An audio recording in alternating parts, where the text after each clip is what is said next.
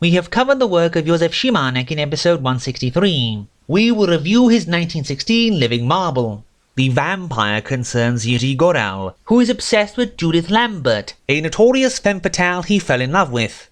The only problem is she's been dead for 100 years. Yet he feels devoted to the image of the notorious dead woman, ignoring all living women because of her. But then he meets a living woman who fascinates him, and whom he pursues all over Prague but only finds one night at a masquerade ball. Then when he takes her home, she sucks out his lifeblood, and we find out she's the ghost of Judith Lambert. In Ahmet's Ruby, Chatterton and General Brown are hanging out at Chatterton's Egyptian villa by the side of the Nile, when they spot and shoot a crocodile and then find a magic ring in his stomach. The ring belonged to Princess Ahmet, whose mummy Chatterton possesses, who died of unfulfilled desire at a young age and who is still waiting for her lover. The next morning, Chatterton does not come to breakfast, so Brown storms down his door and finds him dead, having died after a night of passion with the mummy of Princess Ahmet. The Seven String Harp concerns the Rabbi Hazael Levi, who had spent years pondering the mysteries of the ancient Temple of Ammon Ra, and now presents his pupil Sebai with the Seven String Harp, a mighty tool of initiate magic of ancient times, capable of great destruction. He is to guard the harp while the Rabbi gathers power to fix the 140 string and tells him not to play it before he should return. But Sebai does, and the entire temple is annihilated in a mighty cataclysm, as the Rabbi dies of a broken heart.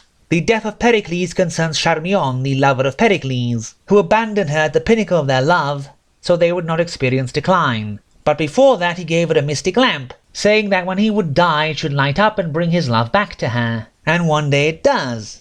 And then she enters a secret underground temple to Aphrodite, and as she prays, the statue of the goddess comes to life. And when people come to look for Charmion, they find her turned into a statue instead. In the wedding gift, Armenres, king of the Coral Island, is seeking for the hand of Princess Orantis, who becomes his bride. He then gives her a special mirror on their wedding day, but before the marriage can happen she poisons him, pretends profound grief, and inherits the Coral Island. But then Miragon, king of the West, comes to marry her. She looks into the mirror and dies. The sad faun concerns Hyacintha, a woman who lives in isolation in the countryside, adoring the statue of a faun near her favourite bathing spot. But one day she seems to see the stone face move, and the faun comes alive and comes to her, calling himself Kalidoros. He says he had been turned to stone by the gods for 2,000 years, had grown to love her, and asks her for her love. She is frightened and says no, so he leaves forever, and she regrets her choice for the rest of her life. Don Juan's death has Don Juan tried to kidnap a woman from a wedding, then hiding in a cemetery when his plan failed, then dying from a wound given him by the ghost of a dead man whose daughter he had betrayed.